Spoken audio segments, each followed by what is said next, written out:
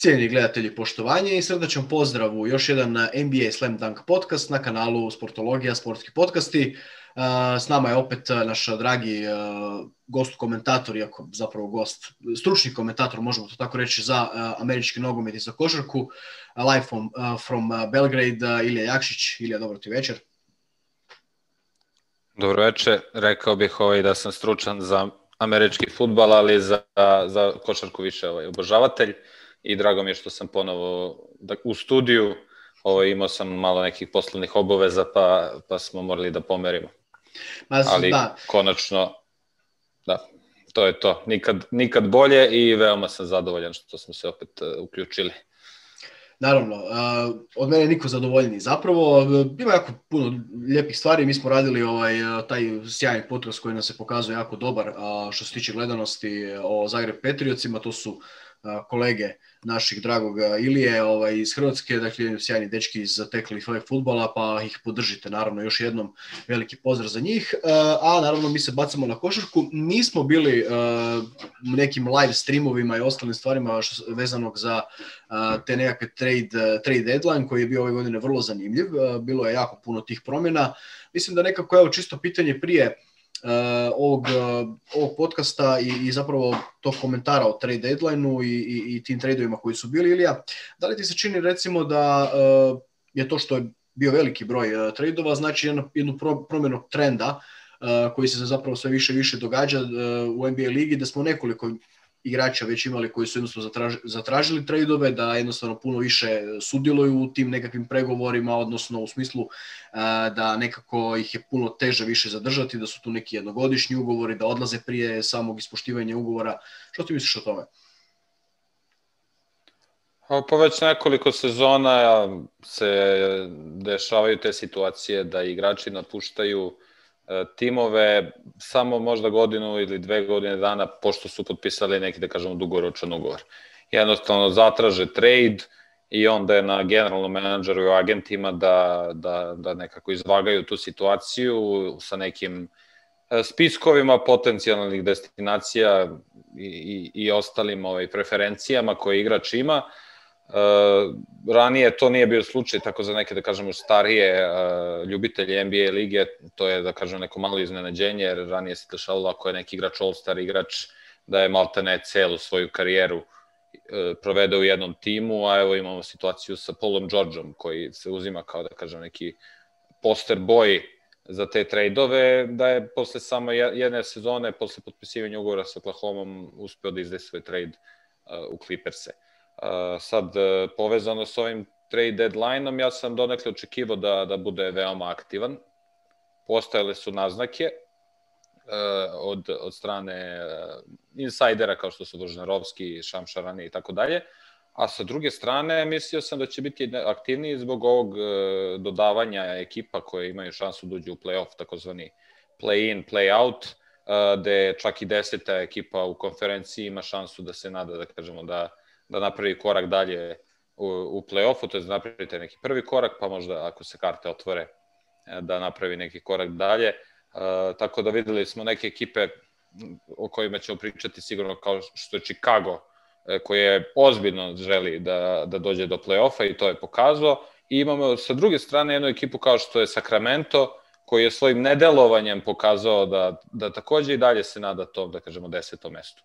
Tako da je, ja mislim, ovo bio pun pogodak rukovodstva NBA lige da ovako, na ovaj način proširi učešće u play-offu. Je ovako smo dobili jedan zanimljiv period medijski i sa druge strane mislim da se na ovaj način onemogućava takozvano tankovanje u još uvijek ranim fazama sezone, kao što smo imali slučaj prethodnih sezona, najpoznatiji naravno sa mojim voljenim 76ersima koji su maltene 3 sezone za redom tankovali bez ikakvih ambicija da dođu do play-offa. Sad je to, da kažemo, malo onako teže zbog tog pravila i zbog jedne zanimljive situacije koja se izdešavala, da su malo generalni menadžeri da kažemo, shvatili da je mladim igračima jako koristan izlazak u play-off, da kažemo, rani izlazak u play-off, jako koristan za njihov napredak, za njihovo iskustvo. To je nešto što su Clippersi uradili, recimo, pre 2 godine, pre dolaska Leonarda i Georgea, kada su trejdovali Tobiasa Harrisa u Filadelfiju, da kažem, malo raščistili taj tim, oslobodili, gde su svi mislili da oni zapravo žele da ispadnu iz play-offa, da im ostane svoj pik prve runde, naprotiv, oni su jednostavno igrali još jače i ti mladi momci su došli u play-off i tu su se dobro pokazali i to im je pomoglo više da dođu do Kawhi Leonarda nego što bi im pomoglo takozvano taj prvi pik, taj pik prve runde ili neka vrsta tankovanja. Tako da kad se spoje svi, da kažemo, te neke, svi ti delići sa različitih aspekata NBA lige, došli smo do ovog jednog jako zanimljivog i veoma aktivnog trade deadline-a. Da, čisto ja bih još dodao uz tu neku tvoju priču što se tiče recimo tih trendova u NBA ligi, spomenuo si Kawhi Leonarda koji je praktički nakon njegovog osvajanja naslova dosta neočekivanog u Torontu praktički prešao u svoj voljeni Los Angeles u ekipu Clippersa. Također naravno imamo i taj veliki trade koji je bio u Houstonu koji, kažem, kako i u američkom nogometu, tako i u košarci postao autobusna stanica, to smo već naglasili već nekoliko puta, kad je James Harden otišao iz Houstona, dakle još želeći ovih možda nekoliko godina karijere doći i do prstena. Eto, bacamo se na posao, čisto ćemo nekako kronološki, onako kako je napisano, pa nema veze ako nećemo točno možda raditi nekakvu ekipu, nego ćemo jednostavno nekakvu listu kako je ona išla samih tradova obraditi. Evo, znači to prvo, dakle imamo Orlando Magic. Orlando Magic je zapravo ta nekakva isto također autobusna stanica broj 2 iz koje su zaista veliki broj igrača je otišlo. Čisto prije nego što krenemo, znači s ovim prvim tradom koji su oni napravili, znači Ivan Fournier koji je još upozorio Celticsove navijače da kako se izgovara njegovo ime, vrlo zanimljiv ulaz je imao na Twitteru. Znači otišao je dakle za Jeffa Tiga i dva puta, znači drugu rundu, 2 pika druge runde na draftu. Dakle otišao je u Boston. Čisto tvoj komentar trejda i ono što zapravo se događa u Orlandu, a vidjet ćemo još nekoliko igrača koji su ovdje, a zaista ih ima puno, dakle još osim njih Al-Farouq Aminu, naravno Nikola Vučević, Gary Clark i Aaron Gordon su promijenili svoje, odnosno svoje klubove, ali prije toga znači ovaj potez sa Ivanom Fournierom. Pa da, Fournier je jedan igrač koji je u posljednje godini ugovora, siguran strelac, da kažemo u poslednjih 5-6 godina, znači konstantno u rasponu od 17 do 20 poena. I prvo da kažem za Orlando, znači Orlando je očigledno shvatio da sa ovim sastavom, čak i sa najboljom sezonom u karijeri Nikole Vučevića, oni nemaju šta da traže u play-offu i jako bi teško uopšte istigli, čak i da su im svi igrači, da kažemo, bili zdravi. Fournier je dobar igrač, iskusan igrač, poslednja godina ugovora, samim tim Orlando nije mogao da dobije mnogo, ali ova dva pika druge runde su sasvim okej. Jeff Teague je tu samo poslužio, da kažemo, da deluje da nešto ide natrag, on je na kraju krajeva i otkupljen i već je potpisao za Milwaukee. Boston je morao da iskoristi taj trade exception što je dobio od odlaska drugih igrača, jednostavno to bi im isteklo posle nekog perioda. Oni su odlučili da tim pojačaju ove godine za potencijalne sudare u play-offu. Fournier bi trebalo malo da poboljša tu ekipu, ali ja mislim da Boston čak i sa njim nema previše šansi ove godine protiv top 3 ekipe na istoku. Tako da, nisu mnogo dali, ali mislim da nisu mnogo ni dobili. Jednostavno ne očekujem da Boston ovakav način poslovanja prebaci, da kažem, taj stepenik više kojem se njihovi navijači nadaju.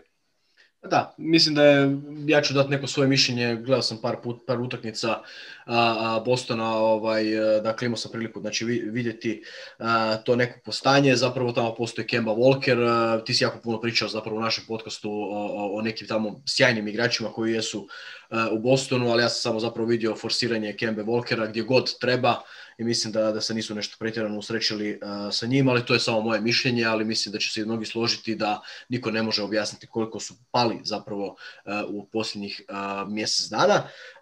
Dalje, znači ono što je vrlo jako odjeknulo praktički u našoj nekakvoj sferi na Balkanu je taj trade, znači Al-Farouk Aminu, ali ne zbog njega naravno, Nikola Vučević koji je dakle otišao prema Chicagu, a iz Chicaga su došli znači Wendell Carter Jr., Otto Porter i prvi pik 2021. I 2023. Na draftu dakle su otišli prema Orlandu. Ono što je samo ključna stvar, znači što Orlando sa svim ovim odlascima svojih najboljih igrača u biti želi postići, pa onda možemo razgovarati o ovom tradu zapravo Nikole Vučevića koji je možda i najviše odjeknuo jer je Vučević u ovom trenutku jedan od najboljih centara u ligi.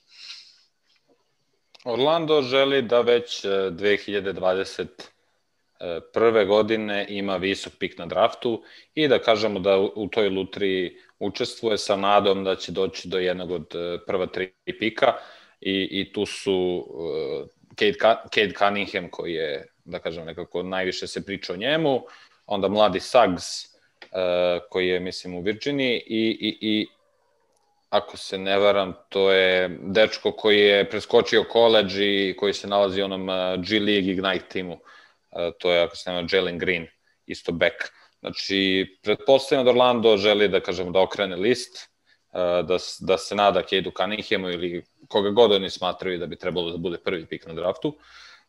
Odlučili su da kažemo, očiste tim od veterana i da jednom vrstom, da kažemo, ovo je sigurno tankovanje, ali mislim da je ovo jedno logično tankovanje, jednostavno oni su bili pretposlednji na istoku, nisu imali nikakvu nadu, povređeni su Fultz i Isaac i Orlando je po mom mišljenju napravio pravi korak. Vučević je fantastičan igrač, all-star igrač ove sezone, njegova karijera ide uzlaznom putanjom zadnjih 5-6 godina isto, ali Vučević sam ne može da nosi ekipu koliko vidimo do play-offa, a kamoli do šampionskog prstenja. Tako da mislim da Orlando učinio jedan korak u pravom smeru i sad je zavisno od tog NBA i sistema lutrije, zavisno od toga vidjet ćemo koliko će im se posvećiti. Da je tu NBA, da je tu sistem našeg NFL-a, mislim da bi oni sigurno imali jedan od prva 2 pika i ne bi sumnjali da su napravili pravi potez. Sa druge strane, Chicago je pokazao šta želi. Dosta im je rebuildovanja. To smo mogli da pretpostavimo na početku sezone kad su oni zamenili trenera i umesto Jima Boljana doveli Billya Donovana koji je fantastično vodio tim Oklahoma prošle godine, koji su već tada mnogi smatrali da nema šanse dođe do play-offa. On je sve te ljude učinio smešnim i veoma lako je došao do istog tog play-offa i mislim da ne želi da troši godine u nekom rebuildovanju ponovo. Vučević je sada drugi all-star igrač u tom timu, Zach LaVine je takođe ove sezone all-star igrač, Zach LaVine koji je mnogo napredovao i sa defanzivne i pogotovo sa ofanzivne, mislim da tu nema nikakve dileme. I imaju jednu grupu igrača i mladih i iskusnih koji su formirani i koji već mogu da pomognu njima dvojci zajedno sa 4. pikom na draftu Patrickom Williamsom koji ima jako dobru rookie sezonu. Tako da mislim da je ovo bio jedan trade koji je win-win što se kaže za obe strane i sada jednostavno ostaje nam da vidimo koji će biti epilog. Da li je to recimo, sad možemo ga spomenuti kao trade govoreći iz nekakve perspektive Chicaga, imamo situaciju, dakle, win now ili win next season, kako možemo, mislim, ipak i dalje to nije ekipa koja bi možda mogla parirati nekim ekipama iz zapada, bez obzira na sjajnu igru, vidjet ćemo kako će se povezati između sebe, ali da li možemo govoriti znači, da je to win now ili ono win next season, znači jednu drugu treću godinu, znači u budućnosti. Pa mislim da je jedno i drugo. Mislim da Chicago želi ove sezone da bude u prvih 10 i da barem dođe do tog play-ina. Trenutno su 10, ali nemaju veliku prednost.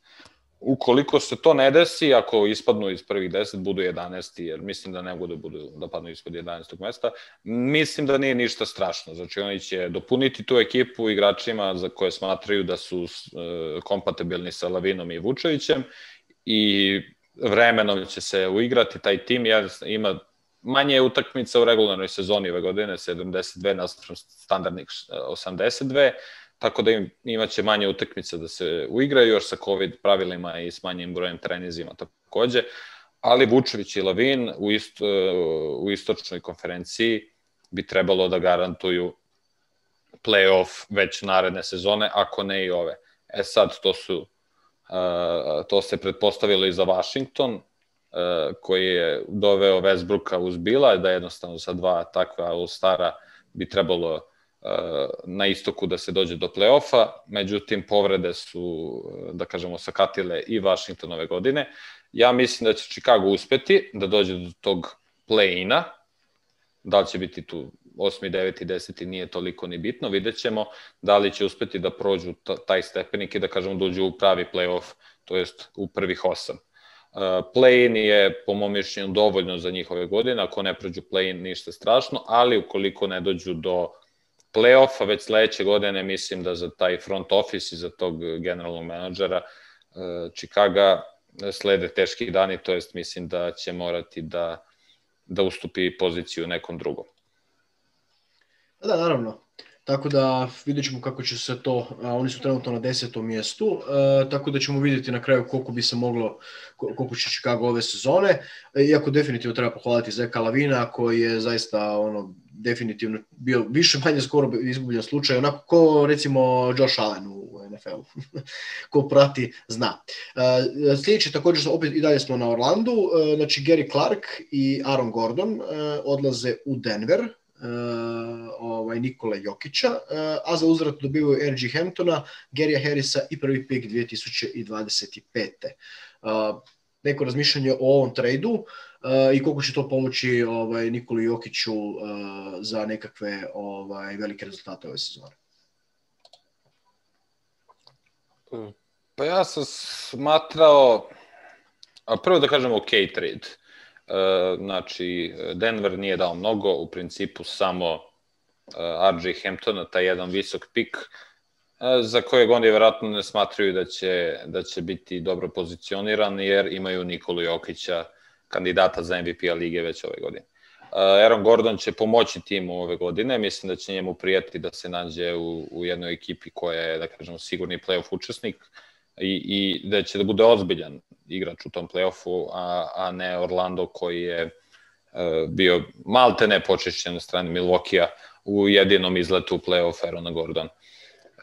Sa druge strane, ja sam mislio da je Denver propustio šansu pred početak sezone kada sam smatrao da je Jrue Holiday igrač kojeg je oni trebalo da dovedu, znači jedan combo back, dobar u odbrani i napadu, koji bi sigurno bio kompatibilan sa Nikolom Jokićem.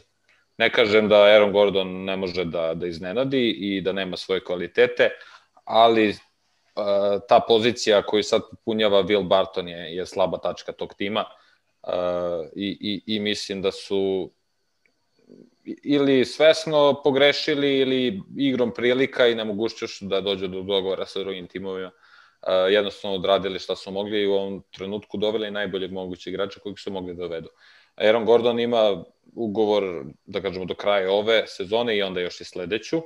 Ukoliko ne uspe ova kombinacija sa Denverom, neće biti problem Denveru da oni njega traduju u nekoj kombinaciji za nekog drugog igrača koji će možda biti kompatibilan. Jednostavno, Aaron Gordon je siguran NBA starter, igrač koji bi maltene svakom timu bio treći ili četvrti najbolji igrač. Tako da Denver je pokazao isto svoje ambicije, oni planiraju da ponovo dođu daleko u play-offu. Sad, opet kažem, ostaje nam samo da ispratimo epilog.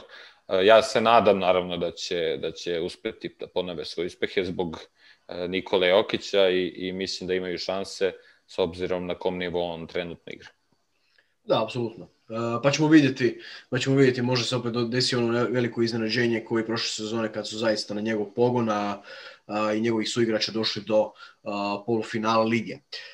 Pa ćemo vidjeti kako je. Nekako mi se čini zapravo pregledavajući nekakve svoje bilješke da se tu nekako najviše spominju dva kluba, a to su znači Orlando, kojeg smo već prošli sa svojim trendovima, odnosno sa svim onima što su dobili i ono što su dali ostalim klubovima, gdje se apsolutno vidi taj rebuild, odnosno čak i to neko tankiranje.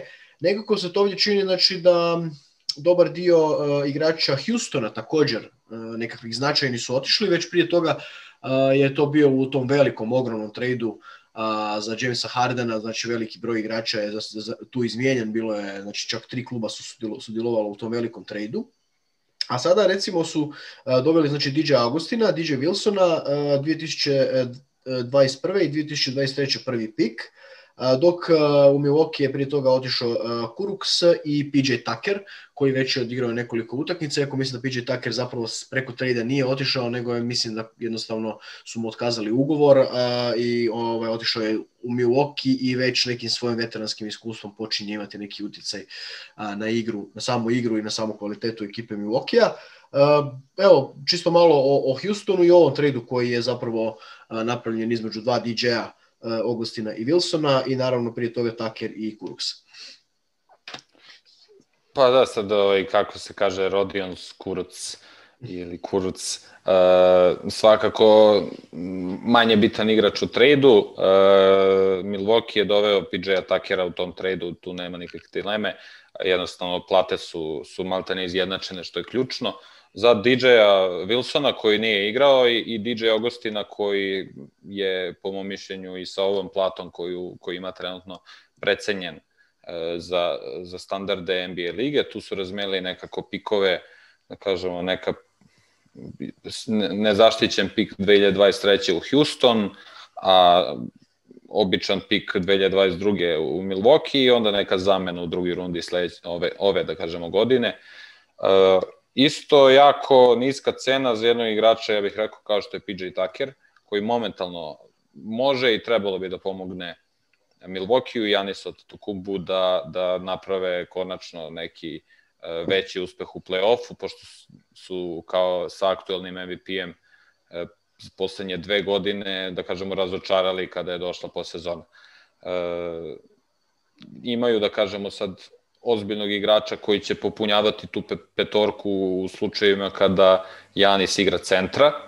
Znači, Giannis na petici sa Tuckerom i Middletonom na četvorci i trojci i Holidayom uz kombinaciju DiVincenza ili Connaughtona ili bilo kog drugog, da kažemo, swingmana u backcourtu je jedna jako dobra petorka. I tu je naravno i Brook Lopez kada se igra visoka petorka. Jako dobar tim, sada kada nisu, da kažemo, prvi na istoku u regularnoj sezoni, možda će im više prijati da igraju iz nekog, da kažemo, iz neke pozicije outsidera umesto favorita na istoku i ja nemam nikakvu sumnju da je pred sezone napravljen pravi korak dovođenjem Holidaya umesto Bledsoa. Tu su već napravili fantastičan potez.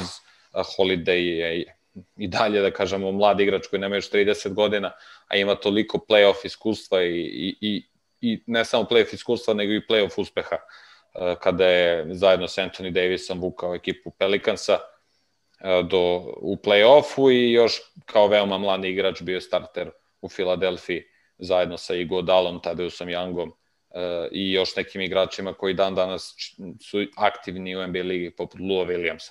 Znači, jedan iskusan igrač, uspešan igrač zajedno sa Giannisom. Sada su doveli i PJ Tuckera koji je igrao u Houstonu u finalu zapada 7 utakmica protiv Golden State-a, znači čovek koji je dobro poznat i da kažemo lokalnoj javnosti kao igrač koji je morao da se dokaže u Euroligi pre nego što je se vratio u NBA i meni je jako drago zbog toga i pokazuje da neki način i kvalitet Evrolige i pokazuje da se napreduje na tom polju. PJ Tucker, polivalentan igrač, dobar šuter s polja za četvorku, igrač koji radi male stvari da se pobedi utakmica i to im je bio, ja bih rekao, pravi potez Milwaukeea za jednu nevisoku cenu koju su platili. Isto pitanje kao i za Orlando. Činjenica je zapravo da Houston je opet ili u nekoj fazi rebuildinga, skuplja te pikove i tako dalje, da jednostavno su pokušavali nekoliko godina sa tom velikom i sjajnom ekipom doći do naslova, nisu uspjeli. Koja je njihova sada perspektiva, obzirom na to da su stvarno izgubili sve moguće igrače? Mislim da je tamo još John Wall, ali bi on isto mogao uskoro otići iz kluba. Otići će sigurno uskoro na bilo koje načine i Deshaun Watson, ali moramo malo povezati taj NBA zato što praktički, odnosno NFL, zato što jako puno toga ovisi i o i financijama grada na neki način kada odlaze tako velike zvijezde. No međutim, koja je perspektiva Houstona sa ovim pikovima, odnosno sa ovim tradeovima? Ima još jedan, dakle, koji ćemo isto prokomentirati, ali čisto pitanje što sa Houstonom i koji su njihovi zapravo ciljevi. Pa koliko sam ja razumeo neke analitičare, Houston je svesno pravio ovakve tradeove da sebi maksimalizuje šansu da u lutriji bude među prva četiri. Među prve četiri ekipe, jer ukoliko se to ne desi, njihov pik je tradovan. Oni su bukvalno silom prilika okrenuli novi list. Jednostavno, Jaden je rekao da više ne želi da igra za Houston i tu je nastala, da kažemo, i raskol u slačionici i raskol između njega i trenera i raskol sa veoma čudnim vlasnikom Houstona.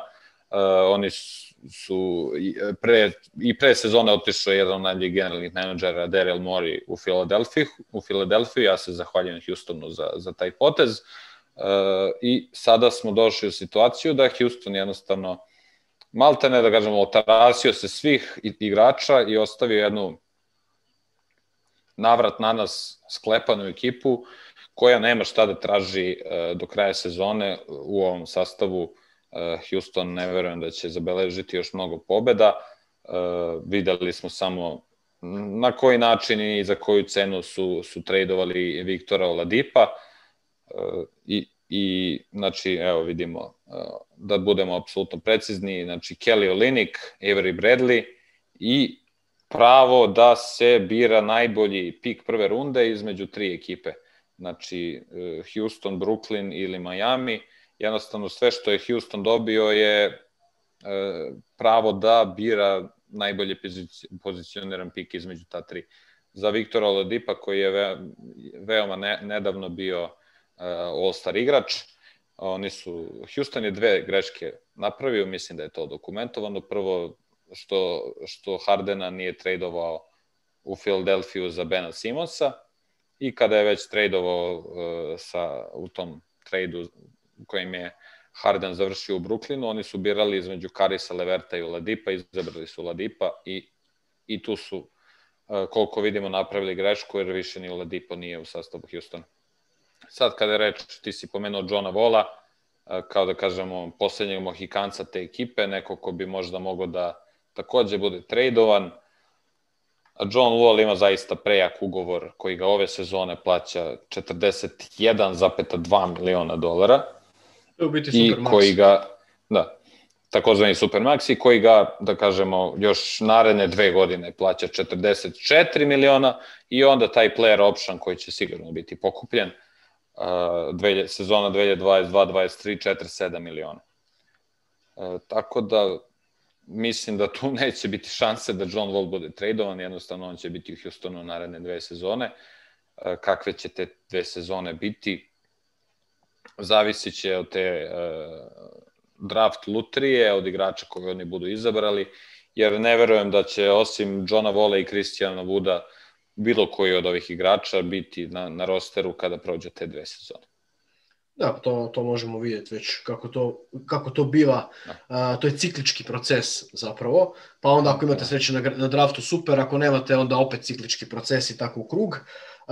Da, spomenuo se Avery Bradley. Da ne grešim dušu, rekao bih šanse da budu na rosteru imaju Daniel House i Jason Tate, možda sin Kenyona Martina, u zavisnosti koliko bude napredovo. Svi ostali igrači, počevši od Erika Gordona, Bena McLemora, Avery Bradleya, DJ Augustin, Kelly Olynyk, ili će im isteći ugovor ili će takođe biti tradovani u nekoj kombinaciji za neke sitne pikove, za neke razmene. Houston radi neki rebuilding, kao što je Philadelphia radila, s tom razlikom da oni će imati Johna Walla koji je jedan i dalje jako talentovan igrač koji jednostavno ima veliku nesreću sa povredama i ako ništa drugo u Houstonu je zanimljivo, pa ćemo vidjeti šta će se desiti. Da, apsolutno, uvijek neke sapunice i to sve. A mi još nismo riješili ovu nismo riješili još ovu NFL-ovsku, znači ima još tu puno će se razgovarati o Houstonu, pa ćemo vidjeti onda ovo proljeće pa i ljeto, pa ćemo onda vidjeti gdje smo, na kojoj smo dijelu. Čisto još jedna kratka stvar, znači Bradley Olynyk iz Majamija, dok Victor Oladipo u Miami, koliko je to za Miami dobro? Mislim, taj trade, da li je to igrač upravo onaj koji im je bio potreban da bi malo popravili ovu sezonu, odnosno možda došli opet do onog uspjeha iz prošle sezone kada su bili dakle u finalu? Pa sigurno im neće odmoći. Sad, koliko će da pomogne, zaista ne znam i ne vjerujem da iko zna, jer Victor Oladipo je imao baš, već smo pomenuli Johna Walla i još neki igrača sa povredama, i Oladipo ima baš specifične povrede. Sećam se one utakmice kada je maltene bez oka igrao, oko koje mu je bilo apsolutno crveno. Miami je dao Avery Bradleya koji je došao tu na jednogodišnji ugovor koji maltene ništa nije pokazao, i Kelly Olynyka koji je isto, ja bih rekao, malo precenjen igrač, u najboljem slučaju rezervna petica koja promašuje trojke. Toliko nemam neko visoko mišljenje o njemu. Sa druge strane, to mesto Olynyka će popuniti mladi ruki Precious Achiuwa koji mislim da ima potencijala. Generalno Miami ima jednu jako zanimljivu ekipu, kombinaciju veterana koji su imali uspeha u play-offu, znači počevši od prošlogodišnjih vedeta Jimmya Butlera, Gorana Dragića, pa onda Andre Iguodala koji je osvajao titule i Trevora Reza koji je osvajao titulu, i onda naravno Udonis Haslem koji je neverovatno i dalje tu, koji je takođe višestruki šampion, i mlada ekipa koju čine Duncan Robinson, Bam Adebayo, Tyler Hero, Achiuwa i Kendrick Nunn. I ja bih dodao još jedan trade koji je Miami napravio kada je doveo Nemanju Bjelicu. Ja mislim da je to jako dobar potez za njih, jer Bjelica, pričali smo i o njemu na ovom podcastu, izvrsna stretch četvorka, igrač koji se odlično uklapa u današnji NBA. Miami može da ponovi taj uspeh, jer Miami može da sa svojim trenerom, koji je takođe NBA šampion, napravi mismatch situaciju za bilo koju drugu ekipu. Videli smo kako su to radili Milwaukee-u, isto mogu da urade i Philadelphia i Brooklynu. Mislim da im ipak fali ta mala, da kažemo, star power da bi mogli da se jednako suprotstave Brooklynu u ovom momentu, ali nisu bez šanse, i ako Victor Oladipo se vrati u onu formu kada je, ma ne u onu formu, jer mislim da je to nemoguće, ali na 50% forme koju ima u Indijani kada je postao all-star igrač, to i može doneti taj, da kažemo, dodatni sastojak koji može da ih ponovo lansira u vrh istoka NBA. Da, osim dakle Nemanja Bjelica koji je također došao u Miami, ja bih još dodao samo i Trevora Arizu koji je također došao tamo. To je jedan malo ovako iskusniji igrač koji je dakle došao iz Oklahoma, znači 2027. druga runda, i Myers Leonard je otišao put OKC-a. Inače, ti si recimo nešto spominjao još u nekim podcastima ranije kada smo razgovarali o Clippersima, da se već počinje na neki način negodovati Kawhi Leonard od toga da ne želi više zapravo toliko igrati tu poziciju playa, odnosno kreirati napade, odnosno biti onaj koji radi te nekakve dodavanja, odnosno sve ono što zapravo sam point guard radi, nego on je nekakva klasična dvojka do trojka, pa su mu eto malo uzeli ipak, uzeli su mu to u obzir i na kraju su znači iz Atlante došao je dakle iskusni Rajon Rondo, a dok je put Atlante otišao Lou Williams.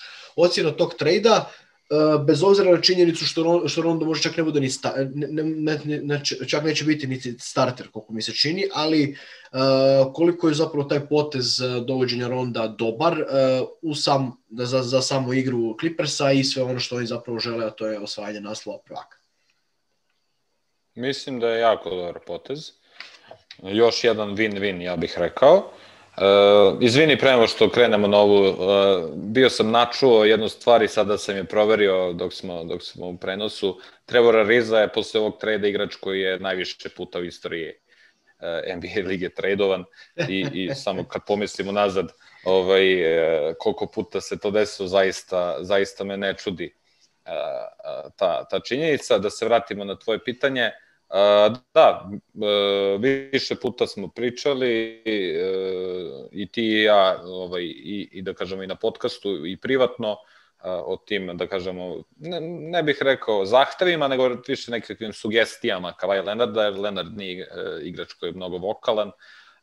Oni su, da kažemo, Clippersi, Jerry West i ekipa su odlučili da pruže šansu tom viđenju i uzeli su Rajona Ronda iz Atlante u zamenu za Loua Williamsa i 2 pika druge runde. Znači, isto ja bih rekao, mala cena za kvalitet koji donosi Rajon Rondo. Sada će neko reći, pa da, Rondo daje ovoliko poena, Lou Williams daje ovoliko poena, ali Rajon Rondo i njegov značaj video se još prošle sezone u play-offu. Igrač kojem je jedan LeBron James bespogovorno verovao u svakom momentu na terenu, što nije uvek slučaj i mi to znamo. U zamenu za Lou Williamsa, koji jeste odličan skorer i igrač koji ja pratim dosta dugo, jer je draftovan od strane Filadelfije. Ali Lou Williams je tip igrača koji ti ne znači mnogo u play-offu i to je isto nešto što smo videli prošle godine. Znači, kada se utakmica lomi, Lou Williams nije igrač koji će uzeti šut i pogoditi ga. Jeste odličan šest igrač i zasluženo, ja mislim, je osvajao to zvanje, ali ovo je bio pravi potez za Clipperse. Imaju vremena, jer je Rondo izuzetno inteligentan igrač, imaju vremena da ga uklope, on ima vremena da utiče na Leonarda i na Georgea i na ostatak ekipe. Možda ne bude starter do kraja regularne sezone, kada krene play-off, startovo ili ne startovo, nije mnogo ni bitno, on će završavati te utakmice. I to je ono što su Clippersi tražili i ono što su dobili. Na kraju krajeva on ima jedan drugi tip playmakera koji je bio starter do sad, to je Patrick Beverley. Beverley nema problem da igra i na dvojci. Nije mnogo dobar šuter, ali Beverley je igrač koji sa dvojke može da čuva najboljeg beka, u nekim situacijama može da čuva i trojke, videli smo da je to radio, pogotovo u tim nižim postavkama, videli smo da je u nekim momentima znao da sačuva i LeBrona Jamesa i neke centre, zaista isto jedan igrač kao PJ Tucker koji se dokazao u Evropi pre nego što je dobio šansu u Americi, tako da Clippersi su uradili nešto, ne deluje kao mnogo, ali može da im znači u toj jurnjavi sa Lakersima, pre svega, a onda i sa Denverom i sa Phoenixom, kojeg nismo uopšte pomenuli, jer jednostavno nije napravio nikakav potez, ali Phoenix nastavlja da jednostavno samo pobeđuje utakmice. Tako da, još jedan, da kažemo, u nizu win-win trade-ova ovog trade deadline. Pa da, čisto da iskomentiramo Clippers, zapravo omjer je dobar, ide sve nekako po planu. Naravno, nismo spomenuli dosta bitnu činjenicu, a to je povreda, dakle, Lakersovog dvojca LeBrona Jamesa i dakle Anthonyja Davisa, na koliko će biti, mislim, oni bi se trebali vratiti naravno da poprave ono što eventualno neće biti dobro tijekom njihovog izostanka, ali mislim da će oni definitivno tu Clippers imati priliku i vrijeme da naprave dobru početnu poziciju, ali kad se pogleda zapravo i da dovođenjem Ronda, oni praktički imaju, dosta su više manje skoro pa poduplani na svakoj poziciji dosta kvalitetno, znači od centarskih, od nekakvih krilnih pozicija do tih šuterskih pozicija, znači vrlo dobro, s time da zapravo Rondom dobivaju jednu dobru stvar što se tiče toga, jer će malo rasteretiti potrošnju energije Kawhi Leonarda u toj poziciji, znači playa, što im naravno itekako znači, s obzirom da već znamo da Kawhi Leonard, osim što je izuzetan igrač i izuzetno dobro koristi back-to-back utakmice za odmor. Tako da će mu to biti jako bitna stvar za buduće, dakle, za ono što nas čeka u ostatku sezone. Bili smo već... Rekao bih da im... Može. Rekao bih samo da im možda fali jedan igrač na toj poziciji niskog krila, jer nemam neko poverenje u Nikolasa Batuma da će da se vrati u formu u koju treba da igra. Znači, lepo si rekao, oni su poduplani na niskim pozicijama, znači George Leonard Rondo, Beverly i Kennard, ja mislim da je to jako dobar backcourt, i onda gore su Ibaka i Zubac, i na četvorci su Marcus Morris i da kažem Batum, Patrick Patterson isto, znači ta kombinacija Patterson-Batum, tu bi trebalo da traže pojačanje Clippersi, mislim, naredne sezone, jer mislim da nemaju šanse da ove sezone da bilo koga nađu. Aldridge je potpisan, Griffin je potpisan, možda Gorgui Dieng, vidjet ćemo gde će on završiti, ali u off sezoni to je pozicija koju treba da poprave, što deluje malo smešno jer ih je napustio JaMychal Green, pomalo neočekivano pred ovu sezonu koja je otišao u Denver. Da im je tu JaMychal Green, mislim da bi im šanse bile nešto bolje i morate imati tog, da kažemo, enforcera, jednog onako malo težeg igrača koji može da pokrije trojku i četvorku i jednostavno da oteža posao LeBronu Jamesu i na neki način nešto što je Denver možda uradio dovođenjem Erona Gordona kao još jedno jako telo i jedan jak atleta koji može da parira Lakersima u play-offu. Da, tako je. Jedan trade zapravo je vezan za još našu drugu temu, a to je Portland, to je taj Norman Powell, pa ćemo to komentirati malo kasnije. Još ćemo prokomentirati zapravo dosta dvije bitne stvari koje su se dogodile također nakon svih tih trade dešavanja. Znači, imamo LaMarcusa Aldridgea koji je napustio svoje Spurse i otišao u Brooklyn. Evo, vidjeli smo, Griffin je već došao, dakle od prvo otkupio svoj ugovor pa onda došao u dakle Brooklyn. Oni su praktički iz ničega izmislili ta dva igrača, istina malo su izvan svojih najboljih dana. Aldridge ima 35 godina, Griffin je ili dosta bio ozlijeđen i dosta pao u formi, što fizički, što pa rekao bih i umno, ali da li je to dovoljno, da li su ta dva potpisa dovoljna za ono što Brooklynu treba, opet kažemo one najviše moguće stvari što se tiče samih dosega u play-offu. Da, dovoljno je. Oni su popunili taj roster. Da li bi možda te pozicije koje su popunili Griffin i Aldridge, da li je možda mogao da popuni neki malo, da kažemo, atletskija klasična petica koja možda nedostaje, da se rotira sa DeAndreom Jordanom i Claxtonom koji je u onom momentu možda premlad za tu ulogu. Ja bih rekao da im nedostaje. Međutim, oni nisu imali način ove sezone da dođu do tog igrača.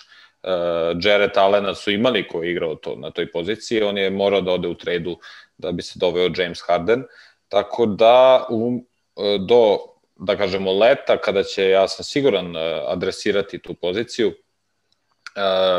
Brooklyn je popunio roster na najbolji način koji je mogao. Znači, doveli su prvo Blakea Griffina, onda i LaMarcusa Aldridgea. Mislim da nema poente mnogo pričati koliko je Aldridge kvalitetan igrač, pokriva četvorku i peticu, odličan poenter, dobar skakač.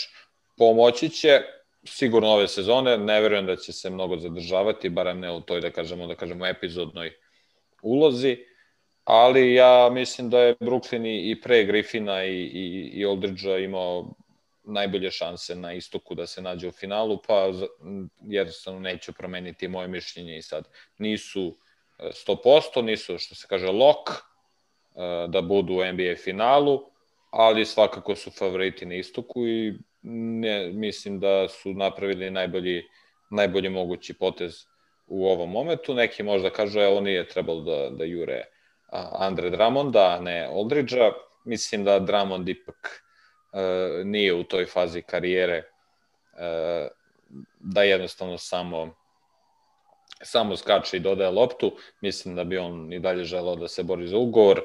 Sledeći, Aldridge ne bi trebalo da bude u toj poziciji, mislim da će biti možda malo timski igrač i svakako je veteran, pa nisam još uvijek imao šansu da pogledam kako izgleda ta postavka Netsa, mislim da nije ni moguće u ovom momentu, jer Durant i dalje ne igra, ali čim se popuni taj roster, daću sve od sebe da ih vidim već u prvom izdanju, jer taj nivo, taj broj All-Star pojavljivanja na tom rosteru je, ja bih rekao, verovatno rekordan, sad nisam naleteo na taj podatak, ali prilično sam siguran ako nije rekordan da je sigurno u nekom vrhu.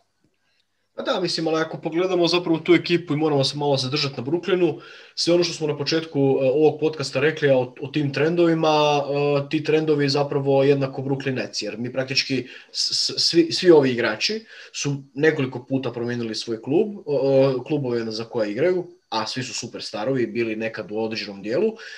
Minimalno 3 ili 4 kluba su promijenili i praktički mi ovdje sada imamo situaciju, zapravo, ako pogledamo sve skupa, znači da su oni zaista promijenili trend, jer praktički Durant je 3 puta mijenjao kluba, Durant je poslije LeBrona Jamesa realno najbolji NBA igrač u posljednjih 10 godina i zapravo kad se pogleda Brooklyn Nets je na neki način ilustracija tog trenda koji je sve više i više prisutan u NBA ligi.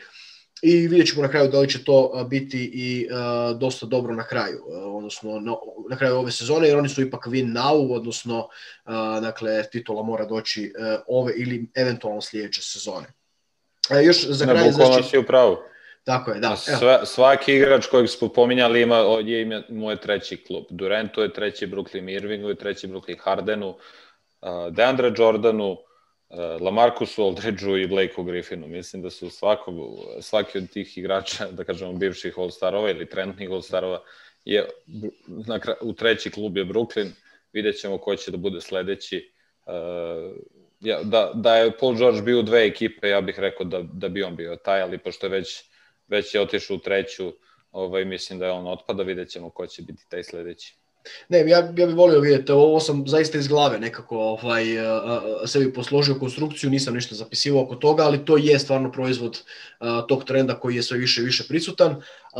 Isto tako, kad smo već u tim trendovima, Andre Drummond, imamo još jedan trade znači, koji ćemo komentirati prije naše glavne teme, odnosno prije ostale teme, a to je Portland Trail Blazers, dakle Andre Drummond u Lakers-e. Ti si nekako rekao za Drummonda da on nije još u fazi karijere da će samo skakati i dodavati loptu, pa da li je to možda njegova uloga upravo u Lakersima? Ili oni imaju možda nekakvu drugu priču? Čak je bilo recimo dosta govora Rob Pelinka, njihov generalni menadžer je bio malo na udaru kritika da nije napravio određene korake s obzirom da su se njegova dve velike zvijezde ozlijedile i da nije napravio možda puno više draft akcija, odnosno trade akcija koliko je eventualno mogao. Tako da evo, pitanje za tebe koja je uloga Andre Drummonda i koliko on može pomoći zapravo sada Lakersima koji su bez Davisa i LeBrona i koliko će pomoći kada se oni vrate na teren. Tu je ta razlika. Znači, Andre Drummond će sigurno pomoći Lakersima u ovom momentu kada James i Davis nisu u mogućnosti da igraju zbog povreda. U ovom momentu Drummond može da im pomogne na sve načine, znači i poenterski, i skakački, znači Drummond je igrač koji jednostavno skupi svojim skokovima i igrom pod košem skupi dobar broj poena. Mislim da ove sezone dok je igrao imao prosjek od 17. ili kroz čitavu karijeru je, da kažem, u tim visokim deseticama. To će im sigurno pomoći u ovom momentu bez ove dvojice igrača, jednostavno tom rosteru je trebalo neki igrač koji može da uzme jedan deo poena koji su postizali njihova dva najveća superstara.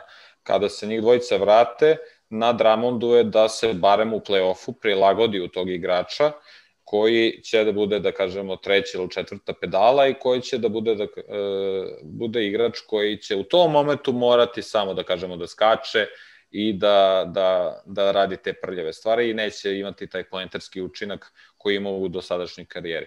Na njemu je da napravi tu razliku i da se prilagodi ekipi na dva različita načina u jako kratkom vremenskom periodu. Ja razumem da je to će vjerojatno biti možda malo problematično za njega, ali morat će na taj način da pokaže i drugim ekipama koje su možda spremne da ga plate u off sezoni, da je igrač koji je spreman da učini stvari koje su potrebne da se učine da bi ekipa dolazila do pobeda. Sa druge strane, ovo što si rekao za generalnog menadžera Roba Pelinku i kritičare, ja nisam uopšte saglasan sa tim konstatacijama, ne vidim kako je on mogao da drastično poboljša tu ekipu.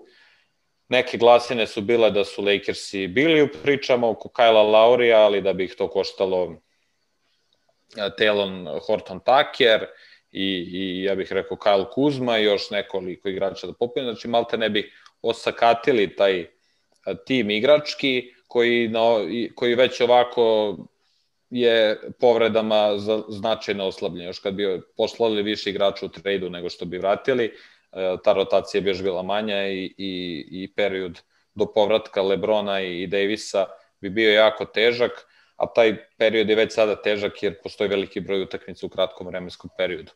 Srećom po Lakerse, posle prvih nekoliko poraza od povrede Lebrona dolazi malo lakši raspored, savladali su Orlando i vezali su još jednu pobedu, tako da su, da kažemo, na neki način trenutno malo osigurali tu poziciju.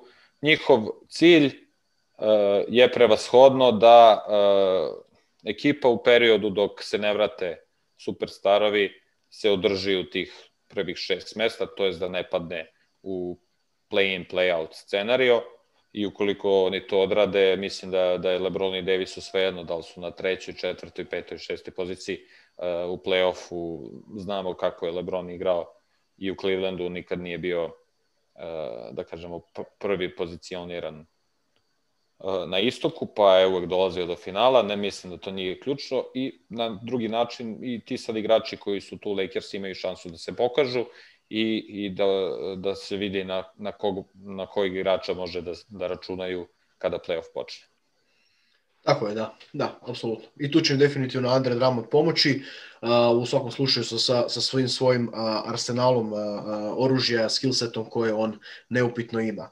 Još za kraj je, dakle, ovog trade deadline koji je bio zaista vrlo zanimljiv i već vrlo brzo ćemo vidjeti koliko je bio i dobar za ekipe koje su ga napravile.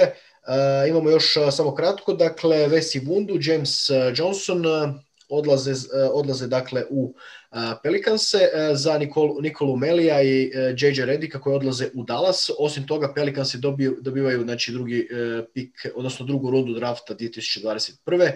i nešto novca od Dallasa. Pelicansi, znači, svi naravno govore o Zionu i fenomenalan je, zaista fantastičan igrač, svake večeri napravi neki novi rekord.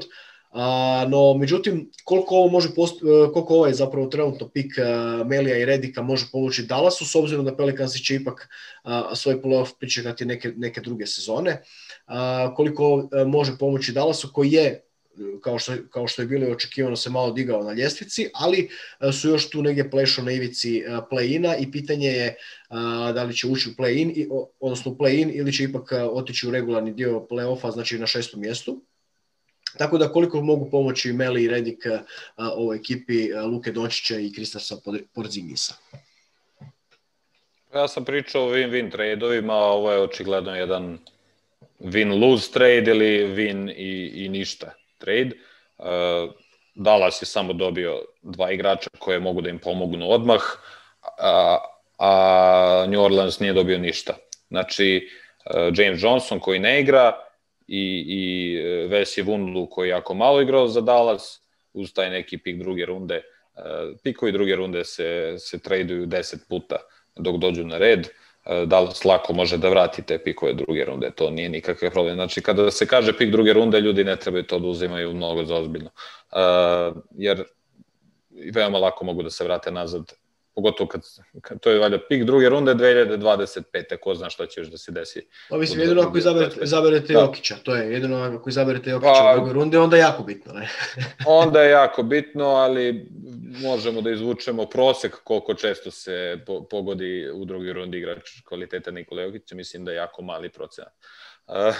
Sa druge strane, JJ Redick igrao u finalu, igrao još nekoliko timova, duboko stizao do play-offa, iskusan igrač koji zna koji mu je zadatak i mislim da će veoma sa osmehom na licu se prihvatiti tog zadatka u Dallasu. Luki Dončiću je bio potreban igrač koji ume da pogodi trojku kada on napravi višak kroz sredinu i kikuje loptu u ćošak ili na 45 stepeni. JJ Redick je 40% šuter za 3.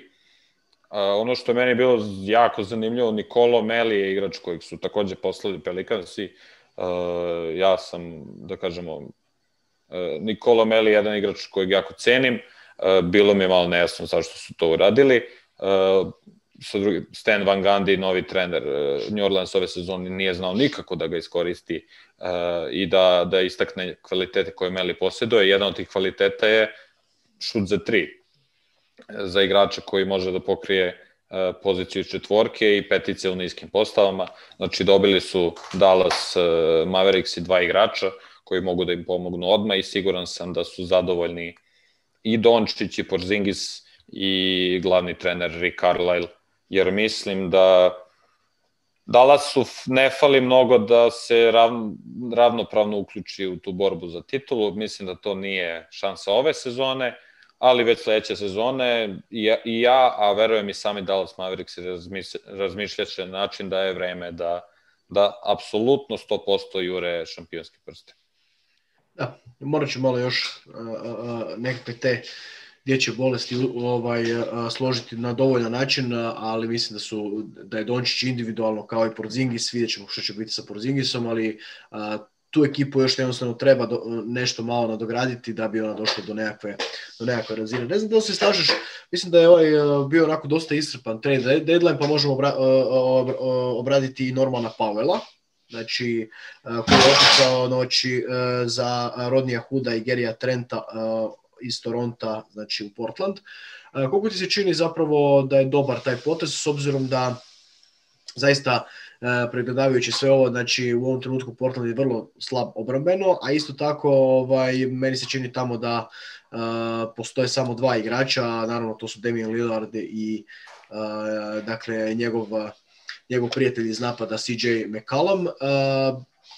Ocjena ovog trejda, obzirom da smo imali sve win-win osim ovog sa Pelicansima i sa Dallasom, kako ti se čini ovaj trade Normana Powella i ovog društva koje je otišlo prema Torontu? Pa isto bih rekao win-win. Zanemario bih Rodnija Hooda kojeg isto dugo nismo videli na terenu. Portland je odlučio da se pojača odmah Normanom Powellom u zamenu za Garyja Trenta.